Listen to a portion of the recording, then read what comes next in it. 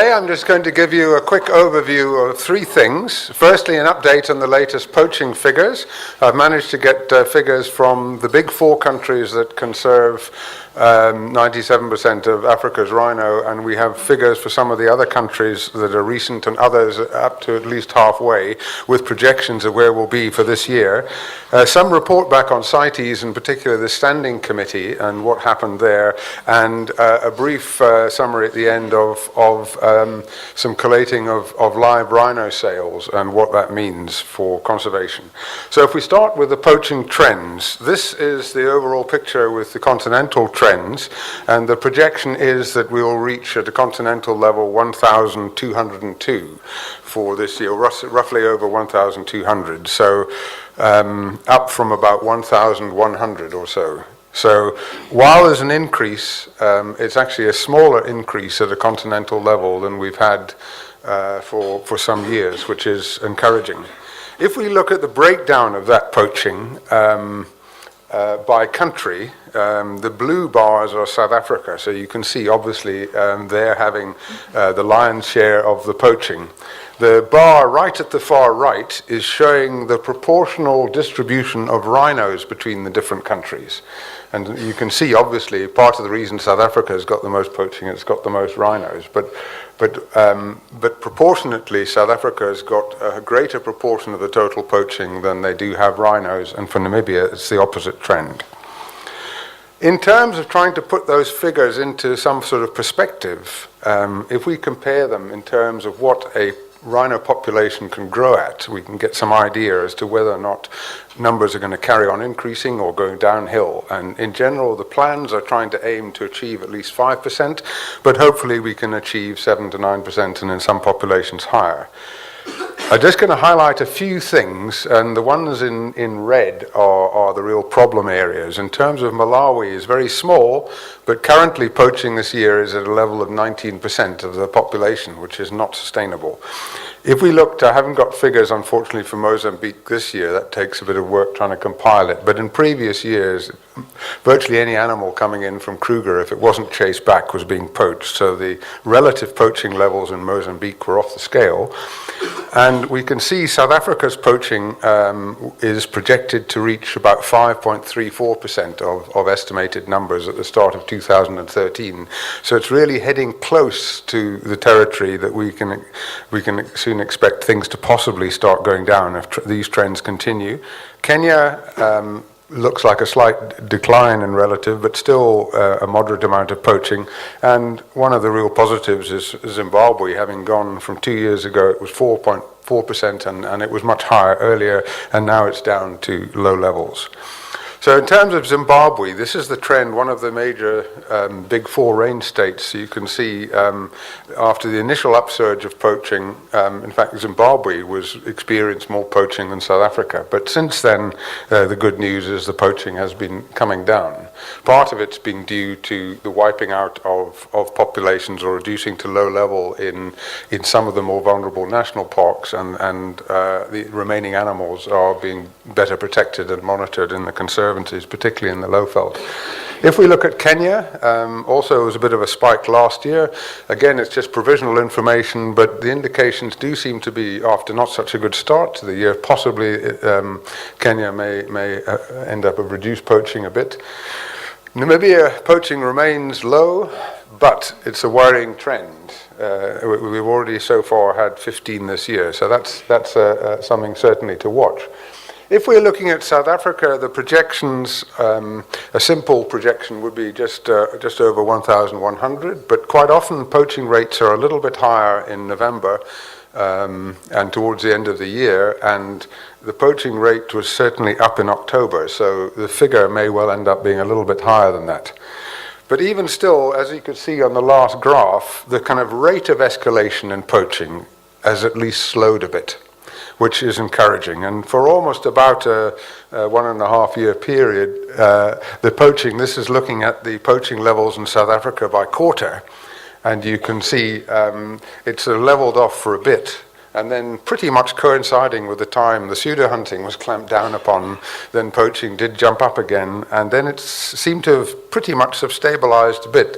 The last bar only covers 1 month, October, so it may be a bit too early, but the worrying thing is that the poaching for October was heading in the direction of 5 per day, which is of concern.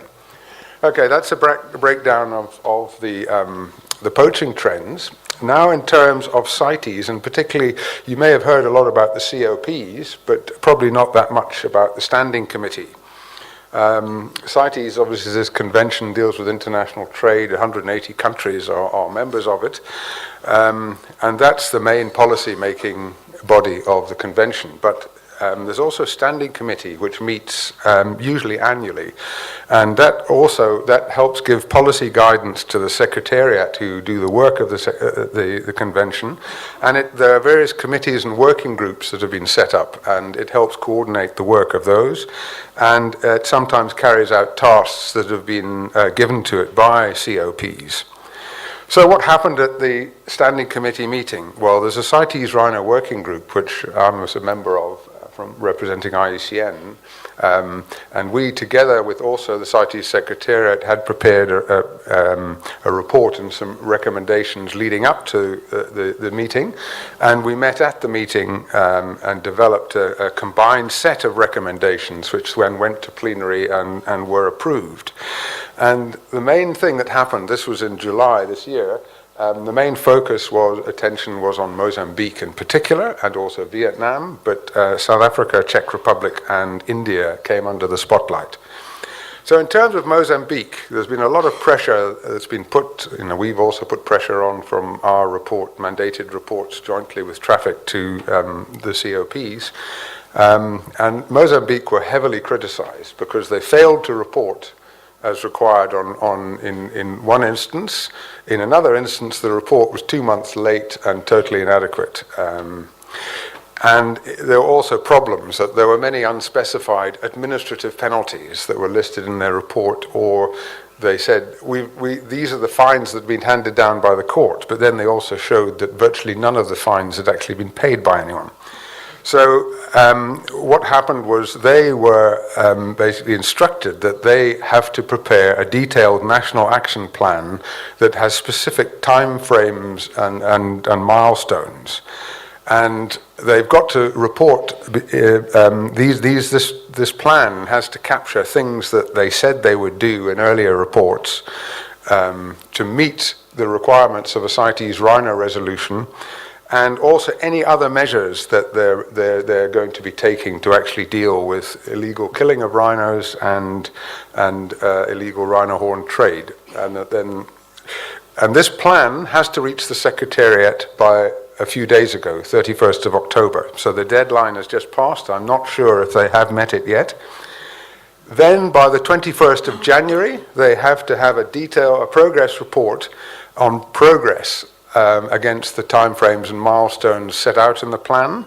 Then they need a comprehensive report by March, end of March, in time for the next Standing Committee meeting.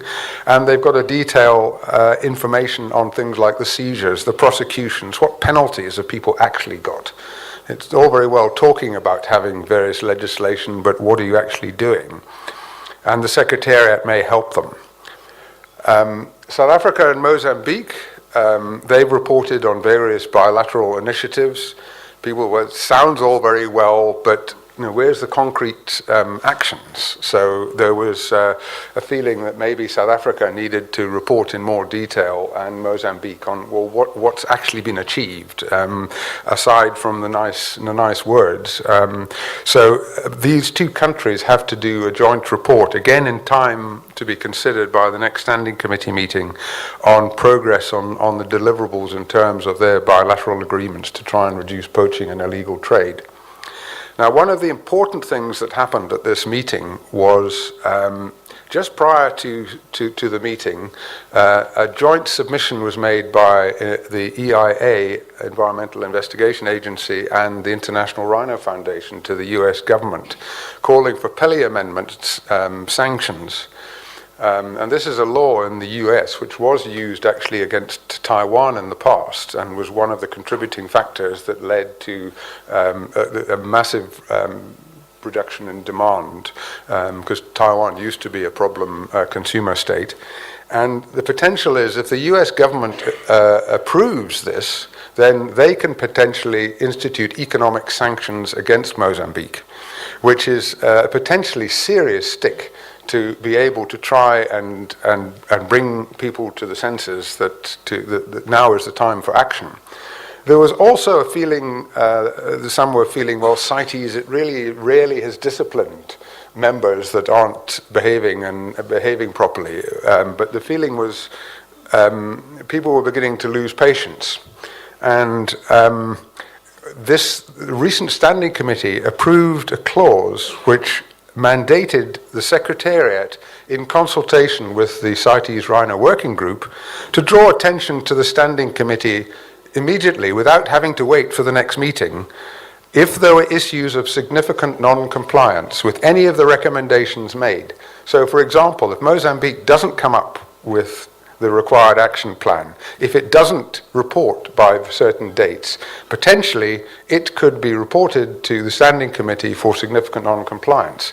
Now, if that happens, that certainly would increase the case being made by the proponents of having Pele Amendment sanctions in the US, that if the CITES Secretariat has flagged up the country for significant non-compliance, that will add a lot more weight and put a lot more pressure to potentially have sanctions, which may end up helping get some major benefit for conservation, because obviously the Mozambicans, especially for Kruger, as Sam will know, are the major source of a lot of the problems. In terms of Vietnam, there's been some positive progress in that the Vietnamese Prime Minister has got involved, issued a directive. They recently made another couple of busts, and they also have to report back on a number of issues to do with penalties and steps they're taking, and also in terms of demand reduction measures. In terms of Czech Republic, South Africa and Vietnam, the Czech Republic have done some good investigations, and some of their citizens were involved with past pseudo hunting and trying to smuggle horn to get to Vietnam. The Czech authorities have expressed concern that they feel they're not getting as good cooperation from the South African authorities as they want. Hopefully this is in hand. But anyway, these three countries have been tasked with also preparing a report for consideration at the next standing committee on what measures they're taking to ensure that rhino hunting trophies are not exploited by criminal gangs to launder horn, and to what steps the Czech Republic are taking to prevent horn being exported illegally from the Czech Republic. India has to report back. Poaching is going up. It's still at relatively low levels, but a little bit of a concern. In terms of demand reduction, the CITES Rhino Working Group was tasked with providing information to parties to help guide reporting on the effectiveness of demand reduction programs and strategies on community awareness, and that's been done. Then there's also been a CITES Rhino Enforcement Task Force which had met in Kenya, and there were a number of requirements that came from that, including wanting parties to report on what the actions they'd taken and what sort of seizures and implementation of decisions that came from this meeting had happened. And the Secretariat will report back. And as is usual with CITES, there's often quite a number of side events. So just out of interest, there was the International Consortium of Combating Wildlife Crime, which is called IQUIC, which is a consortium together of CITES, Interpol, World Bank, the World Customs Organization, and the US Office of Drugs and Crime, and they reported back on a joint big Interpol initiative operation, and also Wildlife and Forest Crime Analytic Toolkit, and it also provided an opportunity for some work. There's a manual going to be coming out on forensic laboratory methods and procedures for ivory sampling. And then finally, just like to present some information on the summary of some live sale information from white rhino by 3 of the biggest sellers in South Africa, namely Ezemvelo KZN Wildlife, Sandparks, and then Vleis Centraal Bosveld Auctioneers. Obviously, there are other sellers, but these are historically have been 3 of the biggest. Now, what I'm going to show you here are some graphs, and the figures have been adjusted for inflation. I'll show some figures in US dollar value, and in some will be in rand value, and they've been adjusted depending on exchange rates at the time between rand dollar and also for inflation. So they're reflecting 2013 dollar and 2013 rand values. And what I'm showing here is the dotted line, the blue line is the total turnover, and this is in rands since the start of poaching. If you recall from earlier for South Africa, very low levels of poaching in 2007, and things started to kick off in 2008, and particularly in 2009. So we can see that also there's the dotted line shows the number of rhinos that were sold. And we can see here that really the decline in turnover is almost entirely explained by fewer rhinos coming onto the market. And that makes sense when you consider that the major conservation agencies are experiencing poaching and have felt they've had fewer surplus animals with which they can sell. If we looked at the pattern in US dollars, you can see that we also have a similar decline. And it's just be wary, the figures there were up to the first half of 2014, so it's only half a year. I have some updated since, but it isn't on this graph, but it doesn't really change the overall picture. But you can see there's really been a significant drop. If we had a look at the blue line here is showing the average auction prices over time. And if we follow it, when poaching initially sort of started, there was an initial upsurge in people selling rhinos because the people started to have a little bit worried, but there were still reasonable prices, and again, pseudo hunting was still taking place. But then, on top of that, poaching was just getting worse and worse. And what happened is you can see that for quite a number of years there was a significant drop in the average price per rhino. So this wiped off wiped off millions and millions of rand off the market capitalization of white rhino in the country. Then at March 2013 at the CITES COP16 in Bangkok, South Africa announced its intention to potentially proceed with a legal trade proposal for a COP17, and suddenly the auctioneers seem to agree that you can see the average price increased again, and they felt, well, maybe this was sort of speculative buying by some who were encouraged by this development.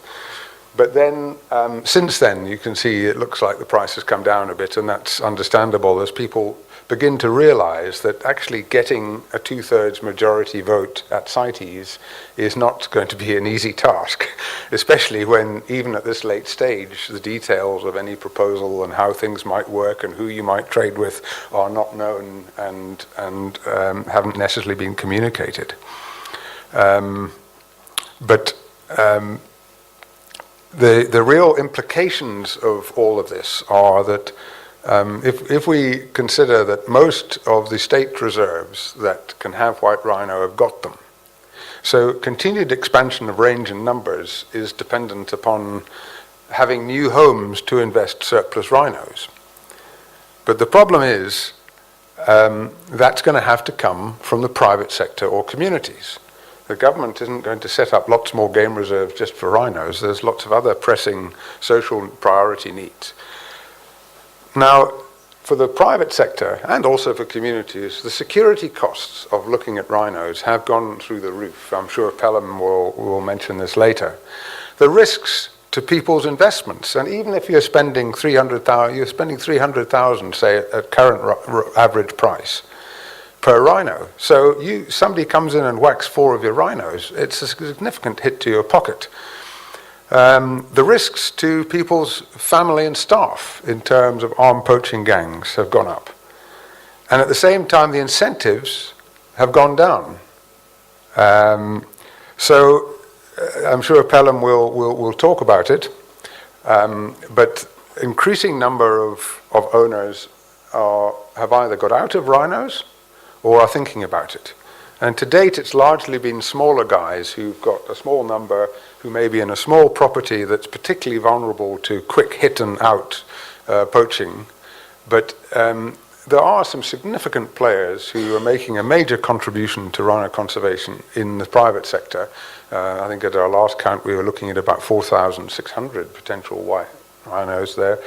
And the trouble is, if some of these bigger players start getting out of rhinos, then we have a problem.